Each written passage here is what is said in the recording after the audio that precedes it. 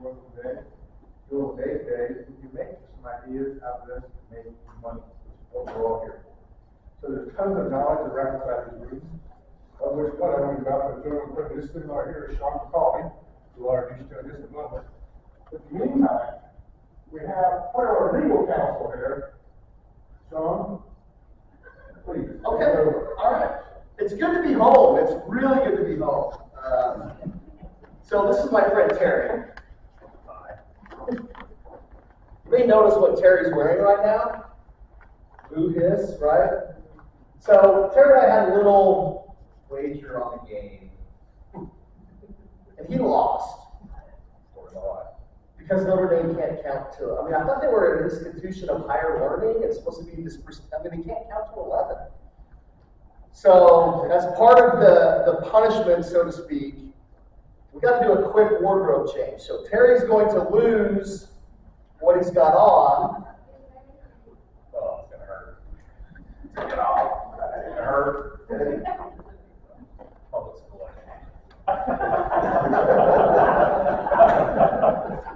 And Dawn. Thank you for offering your sons. Oh. Does it hurt? It's not good. So pretty. All right. Oh, but that's not it. That's not it all. There's also some singing that's going to be involved. So audience participation is certainly welcome.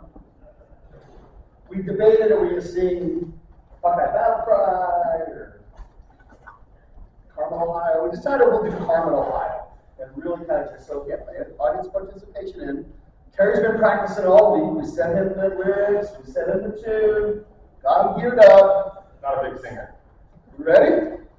Yep. Who's going to join us?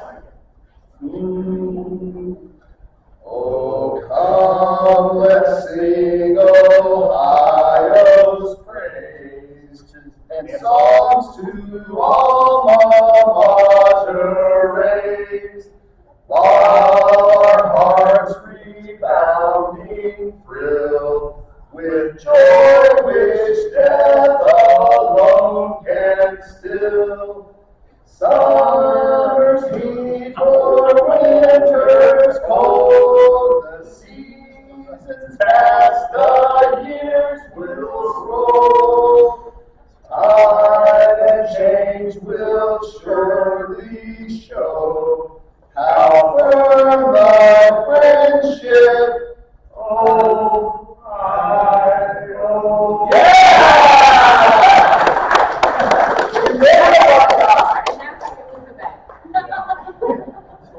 So he's got. I'm gonna tell you what it's like being a Notre Dame fan. Now this is adult rated, but this is the best analogy of what it's like to be a Notre Dame fan. It's like dating the hottest girl in high school for 4 years. Everybody knows you're dating her. Everybody can't believe you're dating her. She's so hot. She takes you to all the dances, freshman year, sophomore, junior, senior year. She introduces you to her parents. Her parents' family loves you. She wins homecoming queen. But in 4 years, not one time, did she ever touch or pull out your manhood. That's what it's like, you know, feels real good if it's still me. So, someone told me that quite a few years ago, and it is not rain or true. We'll jump in. Before we start, how many have ever heard me speak at all? Okay, a couple. Fair warning, I do like to use adult language. I'm working on it. It was my New Year's resolution this year not to cuss as much as I do. So I can't promise the whole thing. So if I offend you, I apologize. I grew up in a dealership my whole life. So my goal is to go at least 5-10 minutes without doing it. So if I do apologize up front. Today, we're talking about relationship and personalization marketing. It's a full thing to say first thing in the morning. But I want to give you a little background about myself in case you don't. I think it's important. Believe it or not, that's me on the right. Working in a Chrysler store called Dave Croft Motors. That was my Chrysler rep sitting there in front of me trying to jam inventory down my throat. Probably that's the only reason he ever showed up. Joe Atkins here there, waiting for me to desk a deal. He was this week of State Fair lemonade. I think he averaged 6-7 cars a month. That's why he was always in there. And then I was actually running a power Sports store. We went from being second to last Harley store in the country to a top 5 performing Harley store. That's me in the middle. We came up with events that got people to show up, and we actually slayed it. That dealership was fun. We went from selling 30 motorcycles a month to about 380 a month. So, my background, when I grew up, my dad owned an ad agency. My best friend's dad owned car dealerships. So, was a brat of both. Just this weird guy that's done a both. Went to work for my dad out of college, and learned quickly, as much as I loved him, we need to do something separately. So I went to work for one of our auto dealers, which is one of our clients in Decatur, Illinois, operating. One of the best decisions I ever made. But I always functioned as really the ad agency internally for the dealerships I worked for. And I'm proud to say in about 12 years of running Chrysler stores, we had Hyundai and Honda as well, not once did I ever miss a year-over-year number. And that's going through 07. I mean, there's some tough years, right? Never did I miss a year-over-year number, not one time. And that includes gross and volume. And the way we did it, I was neurotic about it. I wasn't going to miss a number. I didn't care what the economy told me I couldn't do. We're going to find a way. So I've always had this positive energy. What we're going to talk about today is, and this is important, I need you to buy in. We're all headed into tough times, if we're not already there, right? But I think what motivates me about any of it is the challenge of what we do. What we do is one of the hardest things in the world. It's the one reason corporate America can't figure out how to take over family-owned car dealerships. They try, and they typically fail. And they fail for one reason, because we're selling human beings. All right, it's different. You don't put a shirt in a shopping cart online and check out, and it's a real thin margin, right? It's one of the biggest decisions people make. It's an impulse buy. It's a run with the Joneses buy. And that's why I'm excited to talk about what I'm doing today, which is relationship and customization marketing. I'm not going to go through all this. I got to watch time. But transformation is a process, not an event. That's something I really want you to take out of here. We're all guilty of this. We go to 20 groups. We go to a YADA. We learn 5 things. We run back to the dealership. And I used to be there as a general manager. My owner would come back and I'm like, oh shit, what are we changing now? Right? Transformation is a process. It's not an event. You don't just wake up and become a great dealer or the dealer you want to be. Right? And so I use this as an example. That is me at the Notre Dame game, and we lost that game too in the bowl game in Tucson, Arizona. That was my client, Steve Walton. I lost a bet to him. So it's a story of a lie. But that's just almost 2 years ago. That's me. That's how much weight I gained. And I hate putting it up there. I mean, I hate it. I played Division I baseball. Let it just get out of control, right? And believe it or not, it's that picture that caused me to walk out, call my wife, untag me off that fucking, oh, I can't cuss, off that picture. And that day I said, it's on like Donkey Kong. And I still have another 35, 40 to go, but I will absolutely hammer it. Because it's a process, not an event. You don't just wake up and you do something well for 1 month. It just doesn't work that way, right? It's like right back on the horse. So I want you to remember that. Transformation is a process, not an event. When you have a bad month, you don't throw out the baby with the bathwater. And we're all guilty of doing it, right? There's so many good things going on in each and every one of your dealerships. Don't be so hard on yourself. Trust the process. There's tons of ideas, and they all work in different markets. But you know why they all work? And even if they're different years, I may tell you something like, I've never tried that. Well, that's why it doesn't work for you, right? It's just like those diet plans. It doesn't matter which one you pick, but whatever you pick, that's it. You got to be all in. You got to trust the process. So with that, today we're going to start with relationship marketing. What is relationship marketing? Before I get going, I want to make sure we distinguish 2 very important things for the rest of your life you can't forget. And I don't know where it's happened, but for some reason we've forgotten the simple definitions of advertising and marketing. Okay? When I sit in front of clients and I say, we have a really good advertising program. Okay, what do you spend? Well, we don't spend anyway. Okay, you have a good marketing program, right? Advertising is what you're putting out to the public, and typically it's spin, it's push. Right? That's all it is. And there's many vehicles to push that out, right? And there's one definition I want you to know. If you can tell the most people for the least amount of money possible, that's where it all starts, right? What do you mean by that? If I can spend $1,000 and tell 10,000 people, or I can spend $1,000 and tell 30,000 people, you should always pick 30,000. Okay, we'll get into this in a little bit.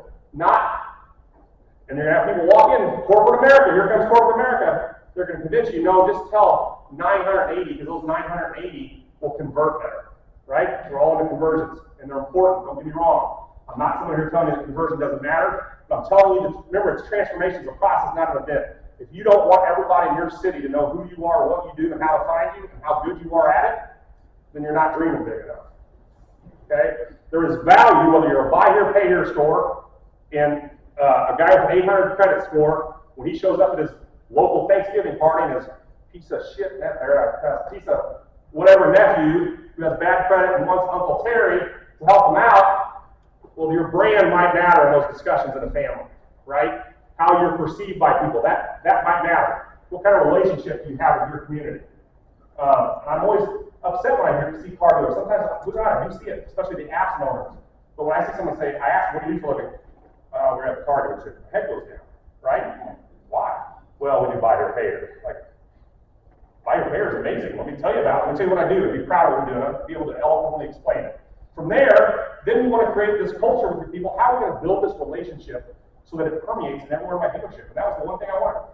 If I ran a sale and we're going to have a relationship, and I don't care what it was, you know, if it's the Ohio State sale, just for easy reference, right? I want my receptionist. Thanks for calling ABC Dodge. This is Sandra, you calling about our Ohio State sale, right? It permeates everywhere because I want her to know it's important that we're doing this, not just the sales staff. I'm going to go tell my service writer on the drive. Independent stores maybe don't have a service department, but the point is, everybody's all in, right? And I want them to have pride in what we're doing. And we're going to talk about the lifetime value. I want to get into that. When we talk about our customers, I think we forget how hard we work to get them. And that's the other thing. People say, oh, I told 10,000 people, but I only sold 2 cars. Okay? I hear it all the time. That didn't work. That didn't sell me any cars. And I can't tell you, this is from experience, how many times sitting in a showroom, we do a huge sale, lots of people show up, we didn't sell a lot of cars, but then we're busy a month later. Right? The owner walks in and goes, we shouldn't have spent a dime, we could have just done this anyway. I'm like, man, you missed the point. Half these people we sold all said, yeah, I was here a month ago, and that's how long it takes to put their ducks in order and decide that I want to buy a vehicle. Right? But maybe you spark that thought, or they send someone in. Again, it's a journey. I put this up here because I think it's an easy one. I don't want to get into go down too far down the rabbit hole, but what's the lifetime value of a customer? Even if you take these numbers and cut them in half, right? And it's different for buyer payer stores if they keep them a length along, but you can get into what your average cost per deal is from front to back, you know, minus your charge off, and you get into all that. But they tell us that people buy an average of 9 cars in their lifetime. Okay, so and I hear dealers all the time say, "Oh, well, that's a repeat customer." We still got to work to get a repeat customer back in because we know that 92% of all car deals in America are made without ever calling the customer after they buy. That's what we do as an industry. That's how bad we are at. So again, we're all stuck on my cost per sale, which you got to know that stuff on everything. I'm not saying you don't, but what's the lifetime value of the ones we lost? That should drive you nuts, right? Like my approved unsold or the appointments that didn't show. And that's what we're going to talk about a little bit, is how to get more appointments to show, how to get more people to answer the phone. Because it's not your advertising, then the spin that stinks. 9 times out of 10, it's the marketing. And marketing, I didn't finish that part of the difference is, marketing is addressing consumers' concerns. And they can change as quickly as overnight, can they not? Ask Bud Light if it can change quick. We laugh, but it's addressing and knowing where your people are at and if it's going to resonate or not. You can throw a Hail Mary and hope it works, but you better know your people. You better know your audience. Okay? And I mean, that's just a lesson that we taught in textbooks, hopefully for a long time, because there's a lot to learn there. People think I don't want to dwell on it, people think there's a boycott going on. There's not a boycott. There's a man when he goes and he's going to a party and he's got to buy beer and they say, hey, drink beer. Do I want to get made fun of when I walk in, or do I want, you're right? It's just like, it's part of culture. People have thoughts that are so different than what we think, right? We can think it's the greatest sell, but if you're using, and I don't want to go down this rabbit hole, but you could be using a font that offends somebody. Like, how can you have a font that offends somebody? Well, someone somewhere did research and taught us that fonts that are more curved without serifs are less intrusive. They feel easier to read, right? So all of the little things matter. So that's what I want to emphasize today too, is I hope when you walk out of here, The goal of advertising and marketing should be fun. It should be the most exciting thing you do in your dealership. And for some reason, it's become not fun, and it bothers me, right? Why should it be fun? Because you have to be creative to solve these problems with our customers. You have to think about, okay, why aren't they showing up? Why are we slow? Is our message, the same message, not working? It's always messaging, right? Well, how do you know it's messaging? Well, another easy little analogy. I'm a big analogy person. If you pick the worst AM station in your hometown that no one listens to, I mean, just awful. Maybe it's a Christian station to pick on, but just bad ratings, and you buy one commercial, and you want to get people to show up to your dealership, you're like, well, that'll never work. But what if your message was, Michael Jordan would be at our dealership for 1 hour on the worst day of the week, at the worst time of the week? Do you think word would get out, people show up? Damn right they would. Okay, so if that, and I realize that's like, oh, come on. But if that's true, then messaging matters, right? For some reason, we've all decided that, oh, it doesn't matter, just get your inventory up there, that's all we need. No, messaging matters. What's happening right now in our economy? Gas is rising. They're nervous about war, right? There's a lot of things they're nervous about. So how can we help our consumer feel a little bit better about their life and make them consider buying from me? We forget how, I used to jump my sales guy's tail if we talked about, how much we made on that deal, or man, that was a head ripper, all this stuff we've all been guilty of. I told, hey, come in here. Hey, I know you're being funny. Don't ever do it again around me. That's our customer. And the lifetime value is about $47,700. It's extremely embarrassed if he ever looks. I've lost a deal sitting in the glass showroom because we were laughing at the desk. And we weren't laughing about a customer. Someone told something funny. The customer got it while we were laughing about the credit. Okay? They're paying attention to you. Why aren't we paying attention to them? So that's my message today a little bit. Let's talk about the value of advertising. What do you see here? This is perfect for this time of year. Well, it's the worst meal of all holidays, is what I say. You may see something different. I like a little white turkey meat, but I don't go crazy. The whole country goes crazy, right? My mom sees like 19 more meals out of that. She's an old German. Like, Terry, now, do not throw those bones away. I'm going to make the best soup. And it's shitty soup, right? But guess what I do? Now I'm married, and I yell at my wife for not saving that stuff, and I don't even know what to do with it. But someone in your family likes dark meat, right? Someone likes the skin. Some people hate the skin, right? You can make gravy out of it. You can go on and on and on, but your advertising is no different, okay? It's no different. There's so many different messagings, and our customers, if you're not paying attention, how different are our customers? People say, well, why did you sell them a car and not them? They have the same credit score.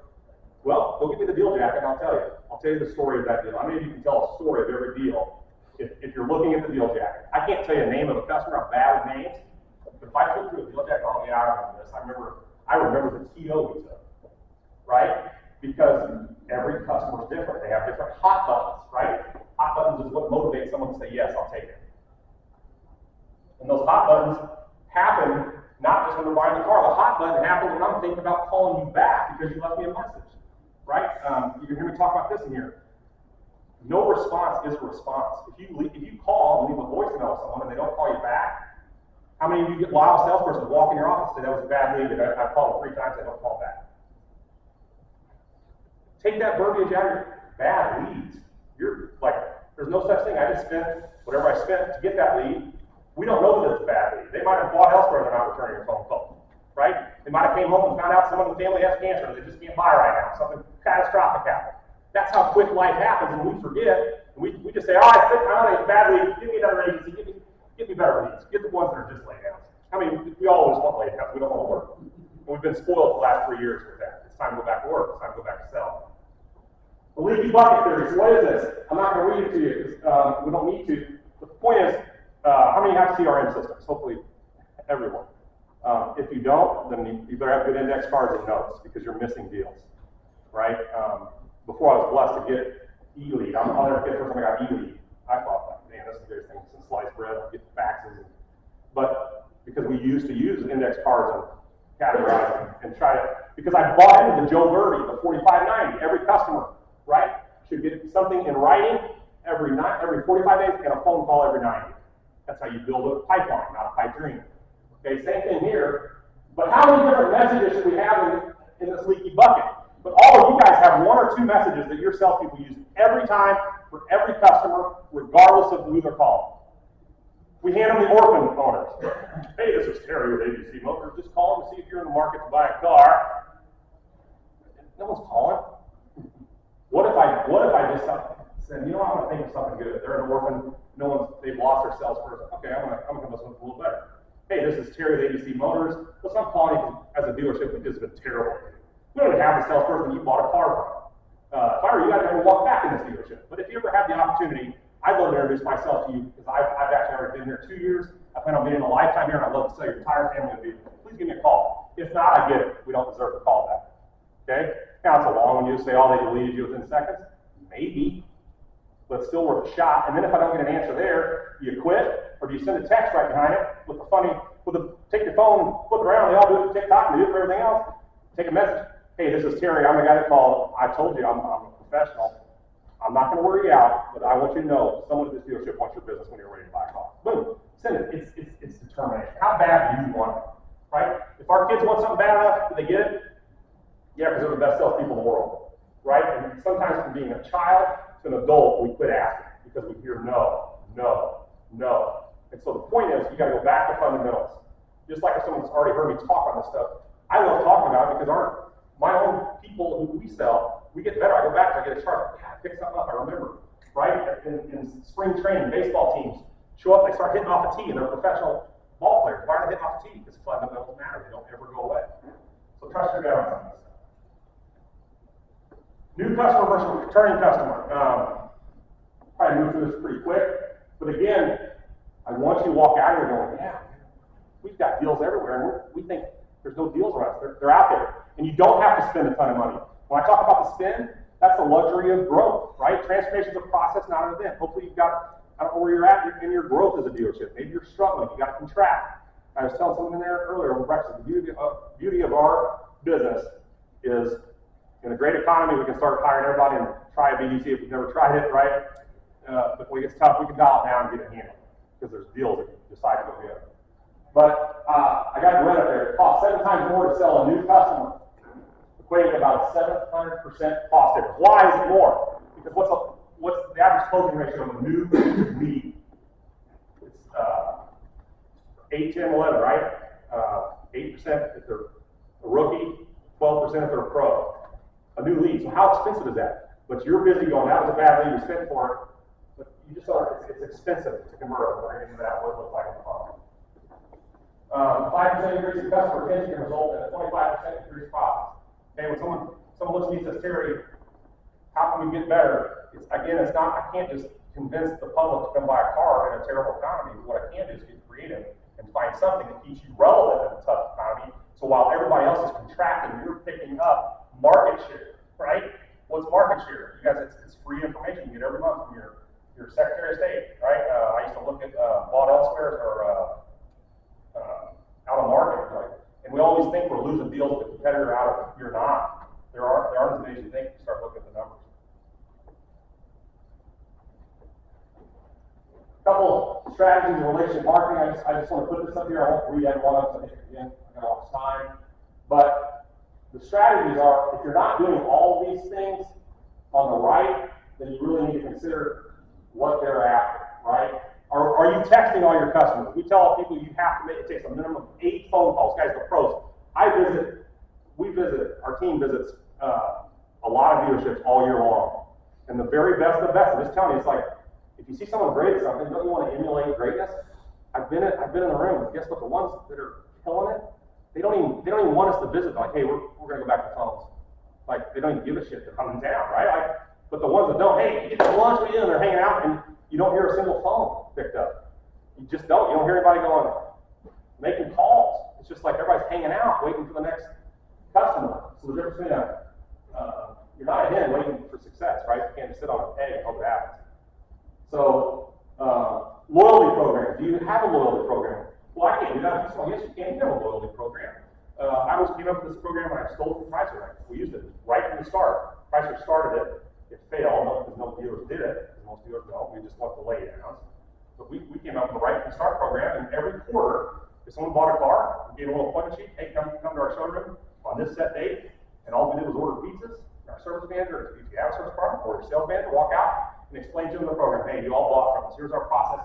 If you bought a warranty, this is what our warranty looks like. If you have a breakdown, this is the number you call, right?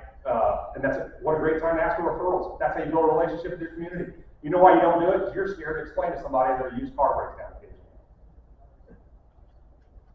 You know why they're bringing it up? Because you're not listening to the marketing. They're nervous. It's hard, right? And they've got this perception of it. So break down the perception. You can't break down the perception if you don't start talking. These are all Joe Birdie numbers, right? They apply today, especially with internet marketing. How many people spend a lot of money on internet marketing, whether it's social, Google, right? And we can change our opinions every day. You know what? Google, I'm a Google guy. I'm a Facebook guy. I'm a YouTube guy. I'm a TikTok guy or gal.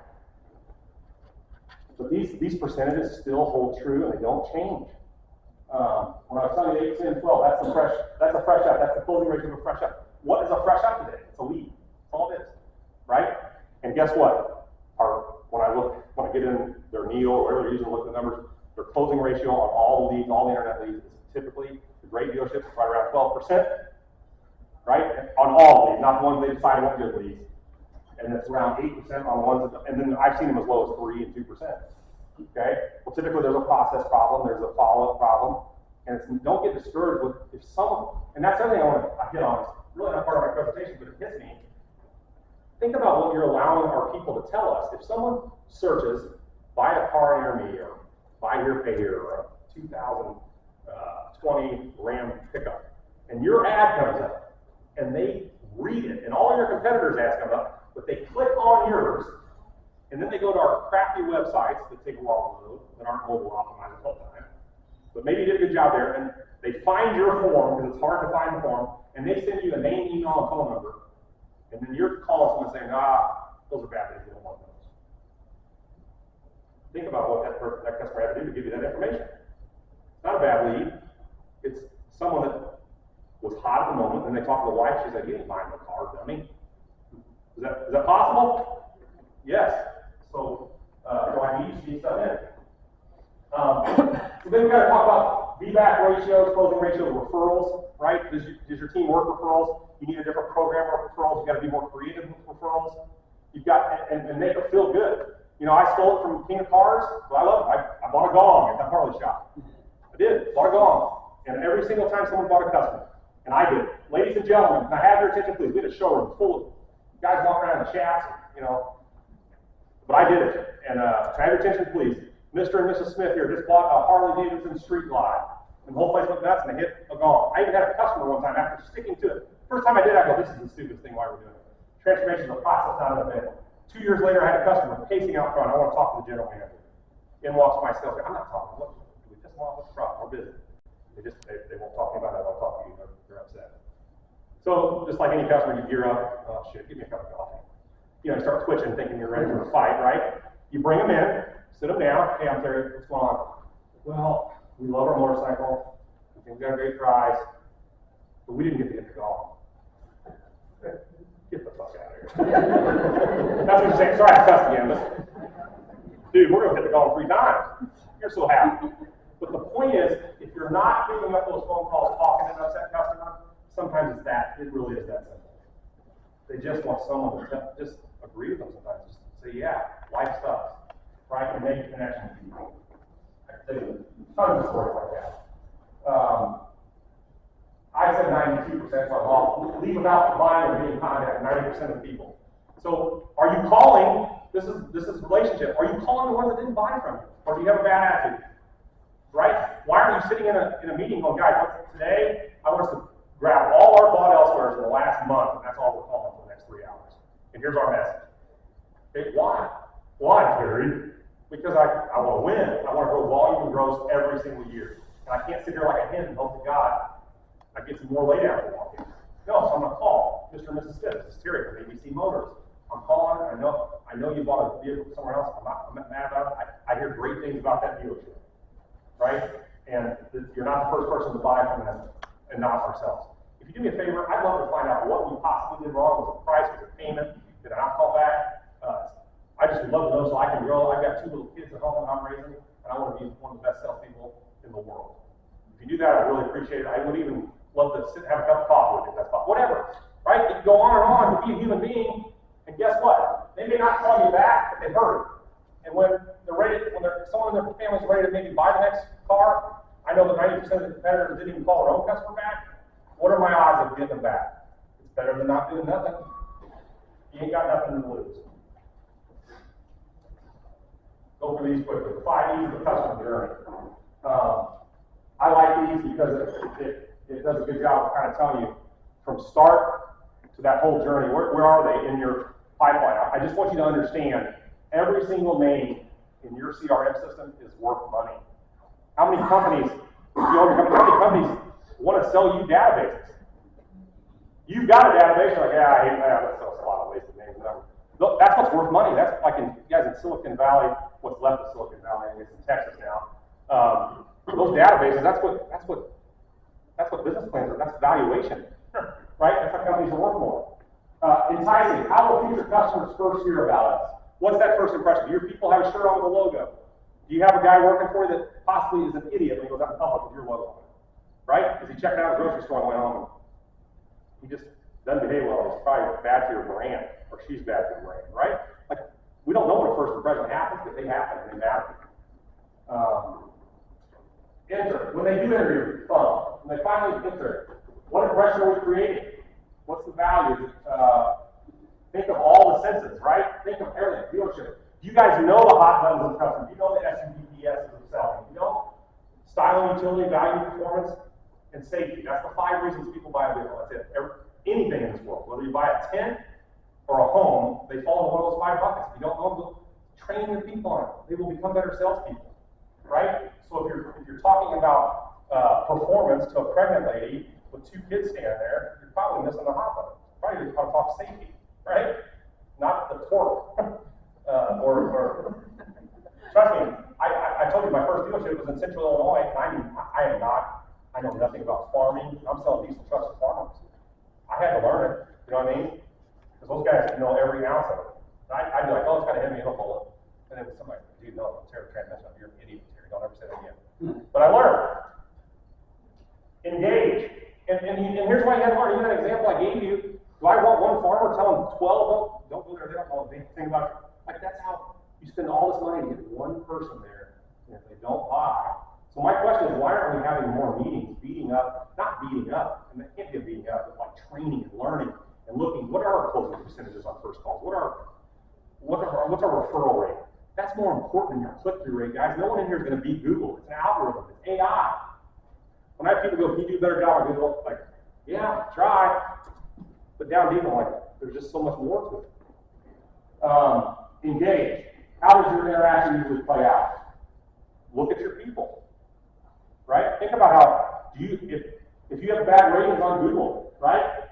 Then how's your interaction playing out? I have dealers all the time, hey, can you help us get our Google ratings up? Yeah. How do we do that? Start taking care of people. Oh, we meant maybe you got like a little sneak way of doing it. No, Google's onto us. They know what IP. If just start taking care of people. It's exhausting, but it's part of the game, guys. That's the difference between an amateur and a pro. We want to be pros. I love this on the end. What will trigger a repeat purchase? And I always wonder, what will my lasting impression? We always worry about the first impression. What's my last impression going to look like? Well, how do you have a good lasting impression? Guys, I worked for a guy named Bob Buckley. It was Expressway Dodge. Learned from him.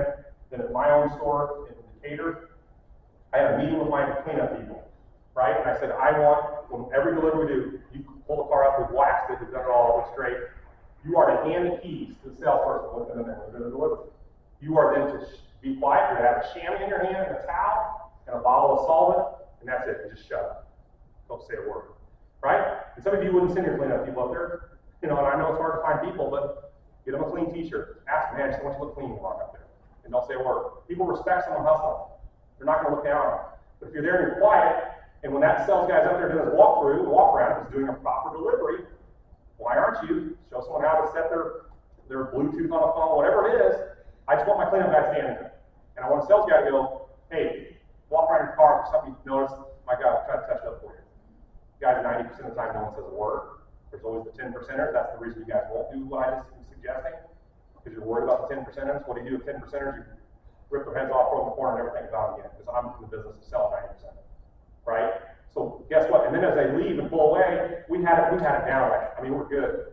The guy was run, hey, 1 second, and we did the back right tire, and we just act like we're wiping something. And they're like, man, these guys care, right? So, what's my last impression? Personalization marketing. So, I got to move quick on this.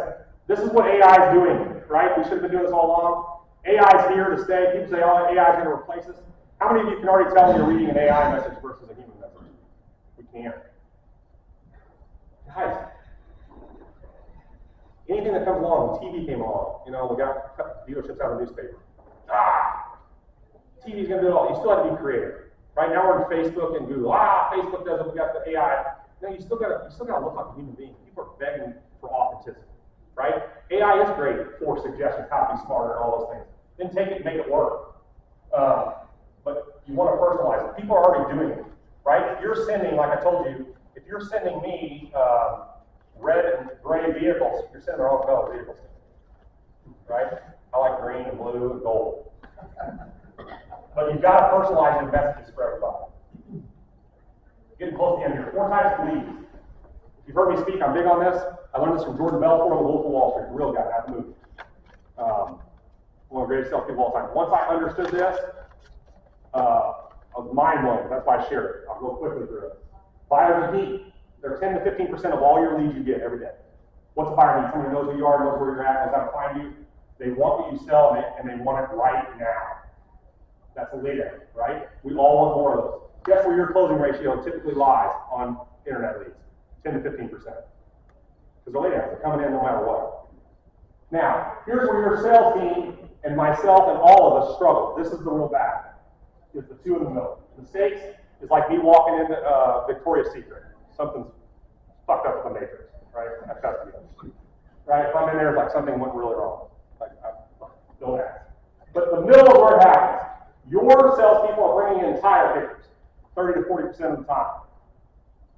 And we're missing out on 30 to 40%. We're calling those bad leads. So let me distinguish. What's a buyer in power? They're in power. Buyer in power knows who you are, knows where you're at. They're in the market for a vehicle. They can afford the vehicle, but they lack one thing that the buyer needs to have. What is it? Urgency. We've got to figure out what will get them urgent. They're just not, yeah, they want it. You just have, it's just not urgent. How can you build urgency today? I'm going to wait. The economy seems terrible. Well, I know you're thinking about waiting, but while you're waiting, you know, I've heard that the Fed's going to raise interest rates 2 more times. That could cost you this much per month, per year, right? I've heard inventory now we're going to strike with manufacturers. I'm being current, right? And if you wait, I think the price of inventory is going to go back up. More harder to find. What are you going to do if this vehicle breaks down in 4 to 5 months and you have to take care of a problem you know you got right now? Your car's a lot like when I had my first kid. When I had my first kid, if I waited until I could afford a kid, I would have never had it. But you will find a way, and you need this vehicle. Can I take your business today? Right? I'm just trying to find a way to close something that has something to do with today. So that's a buyer in power. And 30, 40% of your leads they're walking back, they're not answering the phone, I can't get a hold of them. They're a bad lead. No, they're in power. Think about that when you've got to change your vocabulary to do it. A tire kicker, this is hard. It's hard for me, right? Even if these when I'm standing in the booth, right? We all get stuck with tire kickers and we don't need to. Why? Because they know who you are. They know where to find you. They like what you do for a living. They want to buy a car, and they want it right now. What are they lacking? The financial ability to do it, right? So guess what? They always answer the phone on every lead. They set appointments. They show up for appointments because they're hoping the slot machine hits today, right? So don't hate the game. Play the game. And I'm not telling you to treat tire kickers like garbage because they're going to buy a car eventually. They'll figure out the money at some point. It doesn't matter how and when, right? Just not right now. But the point is, where are your saver deals? Bring me the guys that you're going to get a hold of and start handing them to different people, right? Purposely. If you've got a female working for you, male, I just switch them. Maybe the message is just wrong. How many of you guys, when you have us as human beings, how many of us can walk up to someone within seconds and decide you don't like them? We do it. It's part of our survival instinct. I don't trust this person. If I can teach you one more thing too, don't get stuck with this. If your media reps walk in, TV doesn't matter. This is the illusion everybody's selling to you, and this was invented by Amazon. I studied it. Go look up ROA, return on advertising. Okay, They're all talking about it, because I will tell you it's the easiest way not to get fired by a dealership. I know, right? If I have good return on advertising dollars, I'm going to stand for it, right? It works, like I told you before, buying a shirt, buying it because it's measurable. If you don't sell a shirt right now at a low margin, you go bankrupt. In the car business, I just showed you all the different factors that happen to buy a vehicle. Think of your funnel as this. It's just they're unaware, they're not heard of you. You do a good job getting their attention, they give you a lead, and you guys think they're buyers. They are not buyers at the point they're a lead. They're just interested. Okay? So think about your own timeline on Facebook. Right? I had rollback shirts in my timeline for months. And now all of a sudden, because of Steve Jordan, I can't stop buying rollback shirts. We show off who's got a better one. Right? So what was the trigger? Well, I was a lead. I became a prospect because I see it everywhere. Then one of my friends has one too, social interaction. Now all of a sudden I'm a customer. And then I'm a fan. You just heard me talk about it. I'm an influencer. That's what's going on all day long. Okay? So if you've got leads, yes, I just told you 10 to 15% of your layouts can buy. Great. But you've got to quit thinking that's what you're after or not. It's a funnel for a reason. You can't beat the funnel. Right? When you're getting customers at the very bottom of that funnel, off Google, and Google's great, it's the old yellow book. It's the old phone book. Yeah, they're in. But what about all those people that are at the top of the funnel? They're just going to take time to marinate. Okay, transformation process out of it. This is my last slide. They're not just a number. Treat them that way. And you create that culture, I promise you. You create that culture in your dealership where you love people. Your people, if they're not exhausted, they go home from talking to people, they're not in the right business. I mean, I used to go home, my wife, she loves I got out of car business. Because I used to go, on certain days, I would literally go sit in the living room and not turn on a light or a television and just sit there for an hour. And she's like, you good? Like, yes. Shut up for a minute. You know, I never said that, of course. But you know the deal. But you're just tired, right? Because I'm tired of talking. And they got questions like, dude, I'll answer all your questions with their head on the pillow. That's usually when we start asking. But any questions on that? These are great. These are things to think about. Remember, transformation is a process. It's not an event.